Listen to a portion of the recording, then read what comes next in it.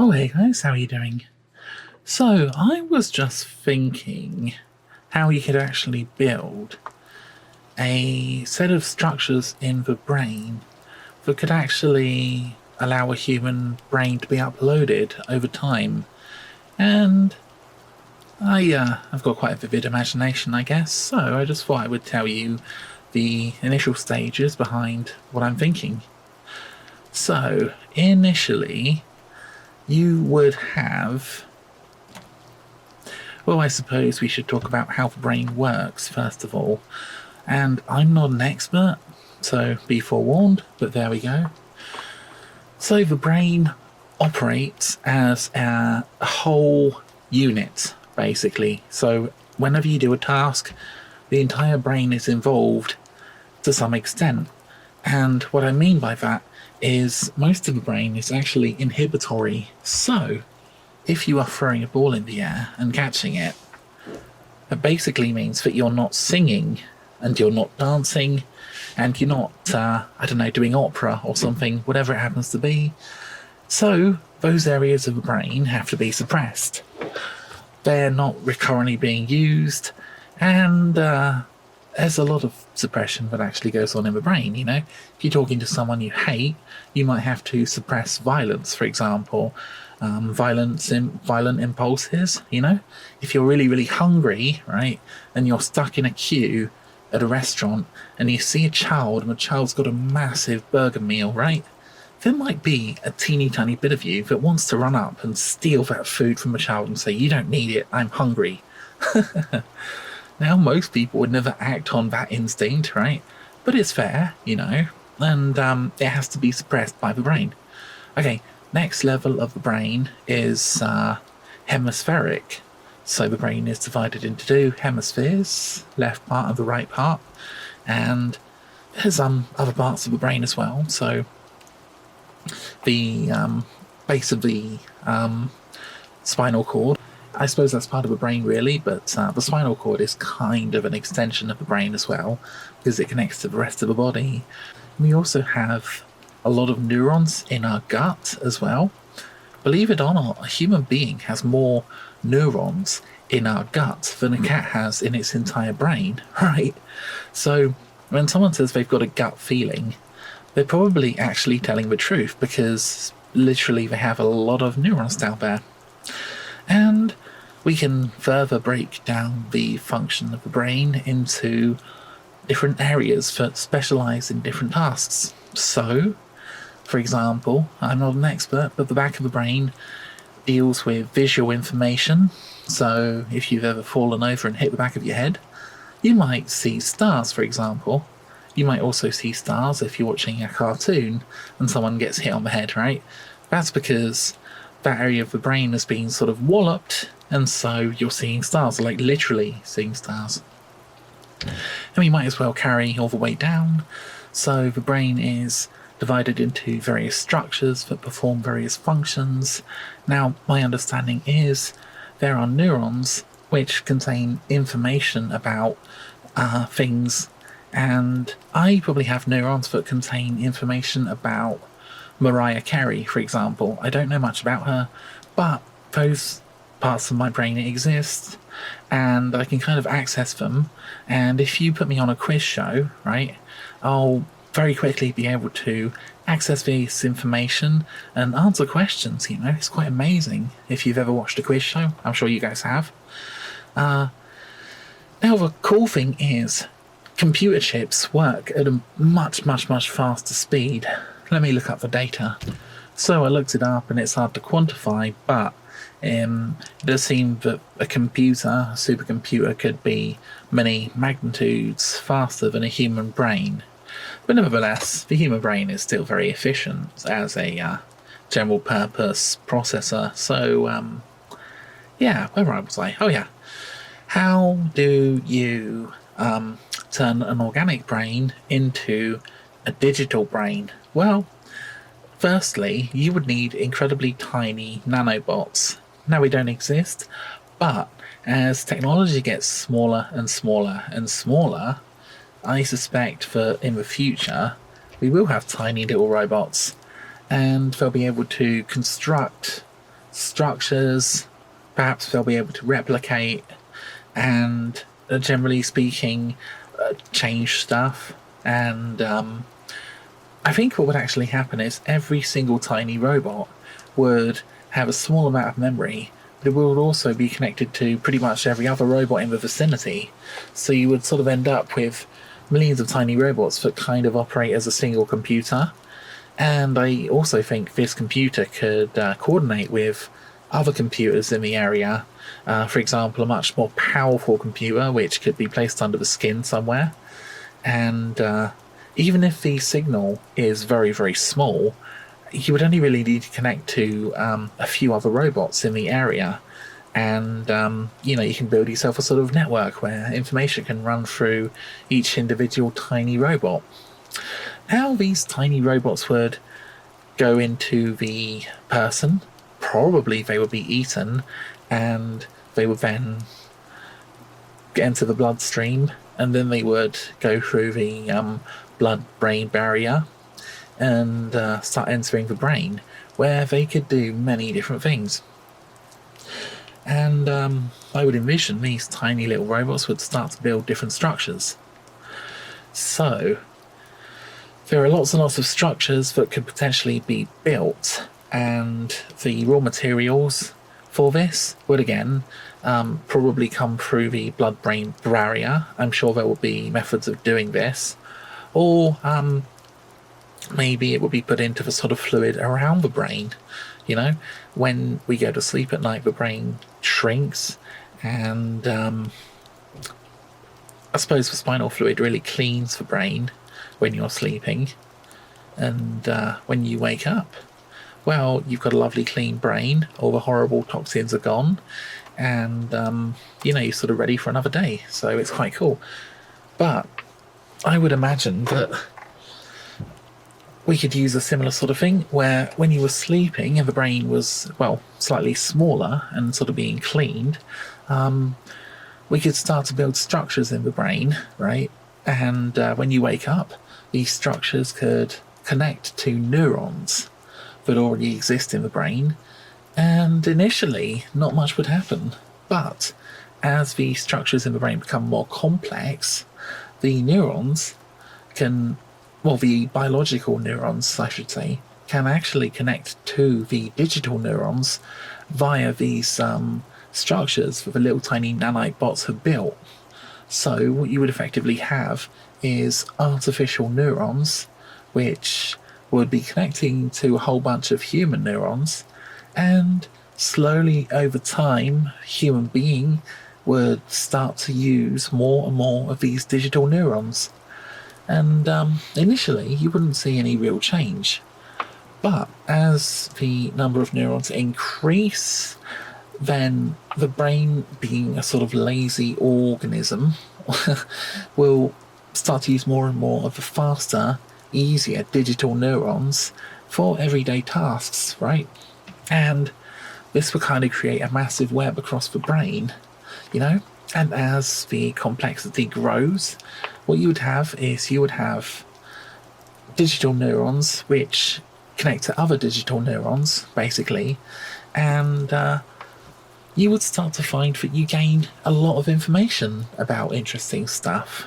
So, let's say you have a well-established synthetic network already built in your brain, and you hear someone speaking Japanese. Now, at first, right, you don't know what they're saying, but maybe, let's say, you have a tiny camera, or tiny cameras which are built into your retina, okay? More structures that are being constructed, and the information here, the tiny cameras can see the screen, for example, if you're watching a video, and maybe there'll be tiny little structures which can process sound too, right? So you are listening to someone speaking Japanese. Now, your memory is searching for the meaning of the words, but it's not finding it. But let's say you learn a Japanese word like sunimasen, right? It means I'm sorry, basically. Well, now, that's a digital neuron, right? It's been saved as a digital neuron because the brain can either use biological neurons or digital neurons. Anyway, when you have a sufficient number of digital neurons, you can start to build more digital neurons almost automatically in the brain. Because these are digital, you can have as many as you want. The memory can be expanded almost, well, as much as the physical hardware will allow. But you might know, for example, other Japanese words, which just kind of come to you. You don't really know how you know them, but after a while, the neural network, right, has twigged that this is the beginnings of Japanese, right, and it has started to gather information from external sources, right, maybe the internet or whatever, and it started to build a digital network in your brain which enables you to understand Japanese. And very, very quickly, it might take days or weeks or months, you will become incredibly fluent in the language. And not only that, you might also know more languages because the information, well, maybe you hear Turkish, for example, and that starts, again, digital neurons connecting to more digital neurons, and the system is self-optimized into modules, right? Now, every entry point from the biological brain to the digital brain will be unique, right? But eventually, as you go up levels of complexity and increased regimentation, you will be able to standardize a lot of the memories. So you will very quickly be able to learn almost every language, or you'll be able to become a surgeon very, very quickly. You'll practice as a basic surgeon, and maybe as you learn hand-eye coordination and you learn a lot of those skills, more information will just kind of start coming in. Now, where is this information coming from? Well, everybody else in the world. So, because a lot of neurons are digital, there will be a lot of overlap, right? A lot of very, very similar structures. Now, a self-optimizing system could start to build standard modules for everything, right? And people could learn and start to utilize these structures. People would be born as a child and they would rapidly learn basically all of human knowledge, or I should say most of human knowledge. And there's going to be a combination of organic and digital here, but eventually the complexity of the brain will grow and grow and grow. And what eventually starts to happen is the robots will say, hey, we're pretty saturated here with digital neurons. So what they start to do is they start to copy existing biological neurons and they will create a backup. And there might be a tiny little microchip which is stored somewhere in the neuron, but they will go through and they will catalogue every single neuron in the brain, and you need a seriously large number of nanites for this. But eventually, the tiny microchip that contains information can actually be connected to other neurons, and you wouldn't even need a physical connection, because eventually the neurons could connect to each other using the I don't want to say mechanical, but the physical hardware. So neurons could almost start to communicate telepathically, almost on their own, so they would barely even need to form physical connections anymore, because that information is kind of semi-digitized. Now, I would imagine that if someone starts to get old, then if their brain starts to degrade a little bit, as often happens, what would actually happen is the information would sort of start to be lost in the brain because you've got memory loss, but it would be still stored in these microchips, which could still operate. So you would effectively have like an entire backup of your brain, and eventually the brain would start to die, and you would get fewer and fewer neurons connected to there isn't really a good word for it. I'm just going to say mechanical neurons. Eventually, if a person dies, for example, you still have all these sort of mechanical neurons in place, right? Now, either you could maintain the structure of the brain, right?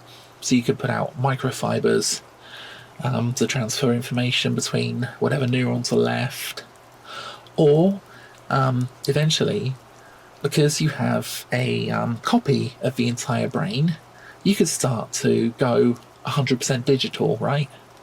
The person could start to ascend.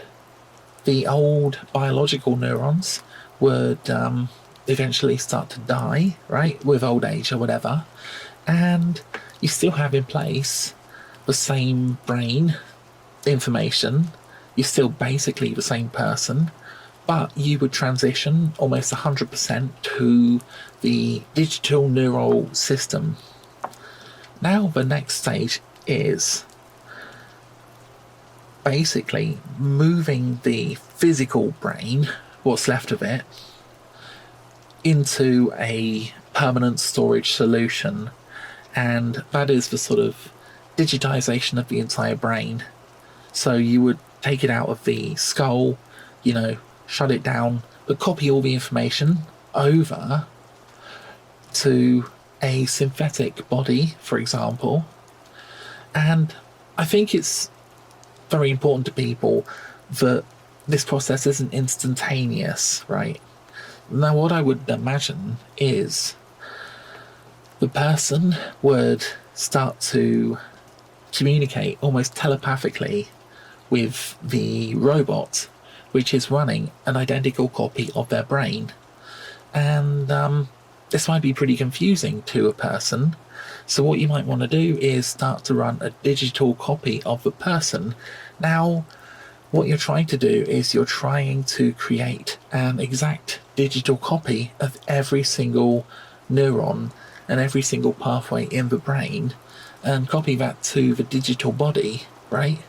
And eventually, I suppose you could, cell by cell, shut down the organic brain, move over to the digital brain, right? And eventually, the process might take an hour or a day, I don't actually know, but every single organic neuron will be shut down and you will be moved over to an entirely digital brain. And at that point, like I said, you can be placed into a synthetic body if that's what you want, or you could remain as digital information. I personally think that human beings are so connected to their bodies, and it is such an intrinsic part of who we are. We would need to simulate everything that a human being has. For example, hunger. We need to be hungry sometimes. Pain. Happiness. Maybe even the negative emotions as well. So it might be problematic going to a robotic, synthetic body. So I think most people would prefer to stay in the digital world. They really wouldn't want to come out, They would just want to stay as digital entities. And I could envision, right, if some work needs to be done, a mechanic could take over a machine, right, and they could perform an action in the real world, for example, and they wouldn't even have to leave the digital space anymore. So you would use machines more as tools as opposed to bodies. But again, this is just speculation. And you might be thinking, well, isn't there a philosophical problem here? Because if you're going to simulate and copy an entire person's brain, is it still the person? I would make an absolutely horrific philosophical argument here that human beings don't actually exist. It's horrific. You might want to turn off, guys, because it's quite a horrible idea. But think about it. You can't control the future. You can't, right? You can't control the future. Right now you can't. And you can't control the past. And arguably, you can't even control the present because the brain operates slowly, well, much more slowly than the world, basically. So all we can really do is make predictions about the future, and that's it, basically. Kind of run the predictions.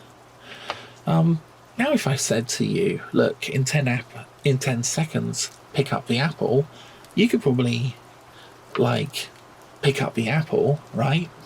But if I said to you, 5 seconds later, in 5 seconds, don't pick up the apple, I've just basically countermanded what you were going to do in the past. So we really don't have any control over the future. So I would argue that human beings don't actually really exist at all. But I'm sure people would philosophically disagree with me.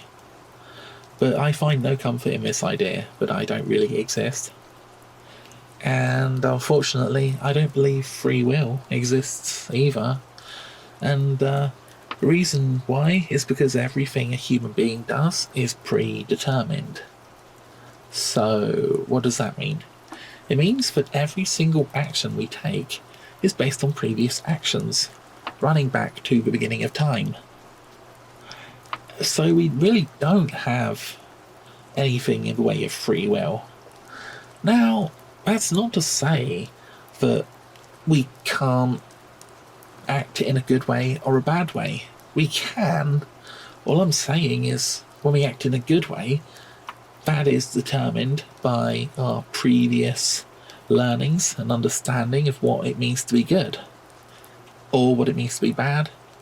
Perhaps it depends on a million other factors.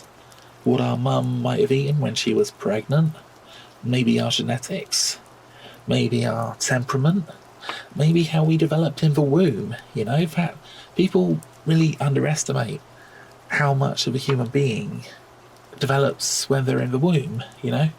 Yeah, I would say the majority of who a person is already developed before they even, you know, enter this world. The personality, a lot of the brain structures, though obviously very immature, are kind of there. And a lot of research says that parents actually have a very minimal amount of influence in terms of behaviour over how their kids turn out, which is kind of counterintuitive, but if you think about it, well, it's almost as if parents learn who their children are instead of shaping who their children are, you know?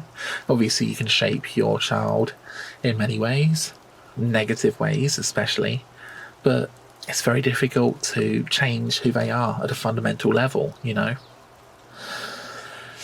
Anyway, coming back to the topic at hand, if you guys have any questions, let me know.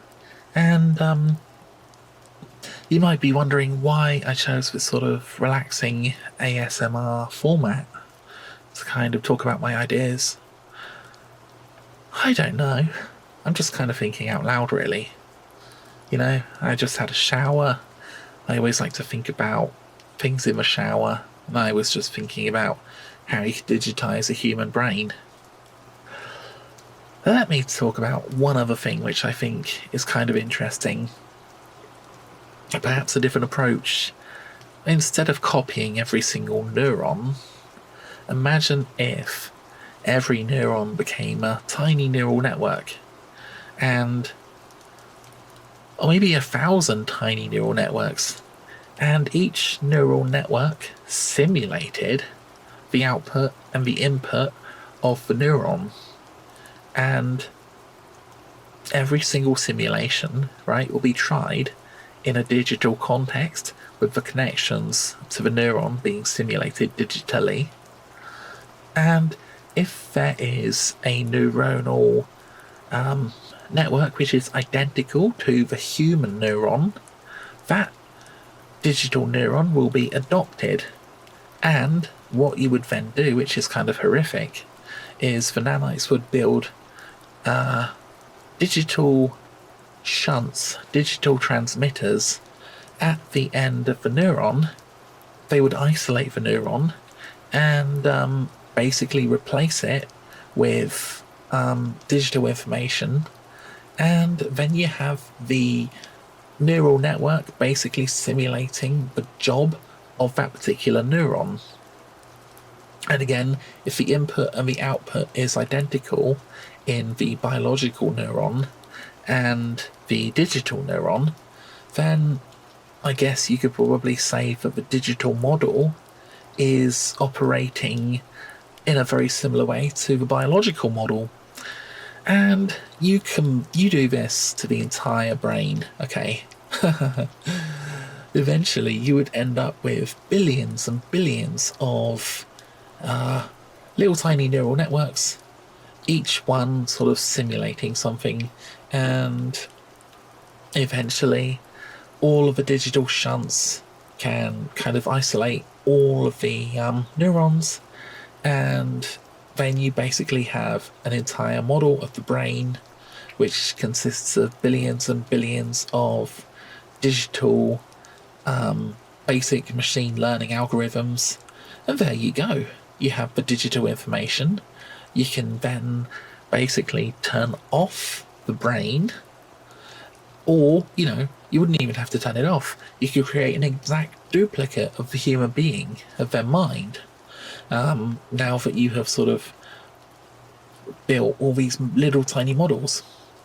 Anyway guys, I should say I'm not an expert. This video is pure speculation.